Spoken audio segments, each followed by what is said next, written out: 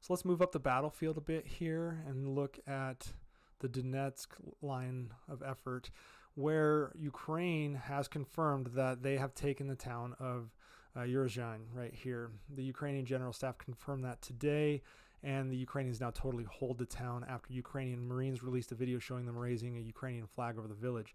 However, they smartly recognized that the Russian retreat was taking place in real time down this route here, as well as moving through this route and then south, and the Ukrainians did not stop to celebrate their victory, instead pushed hard immediately to try and take Zavitny Bazhanya right here. The Ukrainians established fire control over both routes using their artillery to immediately rain fire upon the Russians, but Russia responded with air assets and dropped bombs in the area to prevent Ukraine from advancing further. Now, the town of Zavitny Bazhanya, which is the one we're focused on right here, is actually of little strategic value for Ukraine, but they saw it as a target of opportunity right now and attempted to move on the town. It was unsuccessful due to the Russian air assets.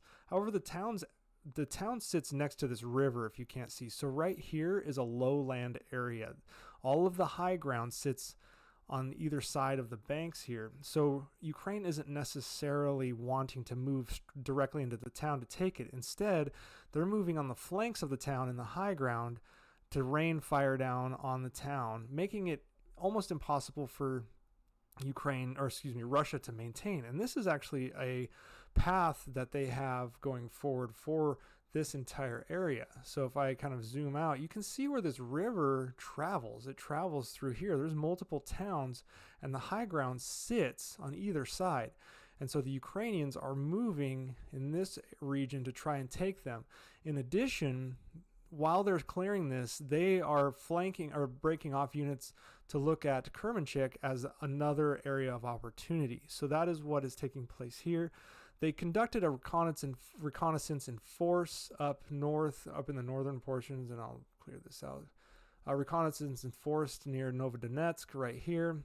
And they also have some units pushing drone operations as well as artillery fire, directing artillery fire into Kremenchuk. So this area is has the most potential for breakthrough for Ukraine at this point right now.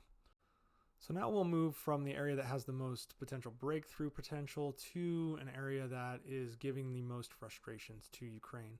This region up here, the Kharkiv, Kupiansk line of axis, is the most precarious for Ukraine, as Russians have reinforced the area with reserves. However, these reserves are assessed to be untrained conscripts with limited equipment.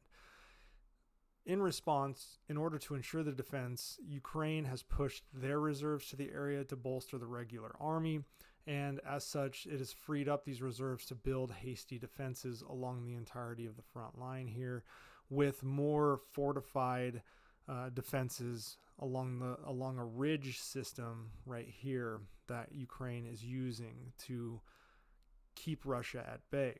Now, this is a relatively large-scale offensive for Russia that is pushing from multiple axes through here, and then up through here, trying to use this road system that's right here. Now, the commander of the ground forces for Ukraine says despite stopping the Russians in most areas, the situation remains, quote, complicated. The Ukrainians are using a bend, don't break tactic to draw Russian forces in using the terrain, such as this river system. You can see, I'll clear this out, but there's a river system that runs all over this area. There's a river here, and it kind of branches off, and they're using this. The Ukrainians are using this to their advantage, drawing Russians in, firing upon them, forcing the Russians to retreat. But again, the Russians have a significant amount of forces in this region. Russia is relying heavily on dismounted light infantry in this area, and Ukrainian cluster munitions are inflicting significant damage. However, Russia has gained a few hundred meters of ground, specifically right in here. But Kupiansk, which is down in here, this large area right here, remains firmly in Ukrainian hands for the moment. However, as I said, this is the most precarious situation. I'll zoom out here so you can kind of see the entirety of the battlefield as I'm talking about, where we talk about Ukrainian gains being had in the Kherson region, Zaporizhia, as well as Donetsk. but Russia potentially having gains up in the near Kharkiv in the Kupiansk line of axis. Not a lot of movement taking place in Bakhmut right now, so I'm not focused on that today. And that's what's going on the battlefield over the last 96 hours.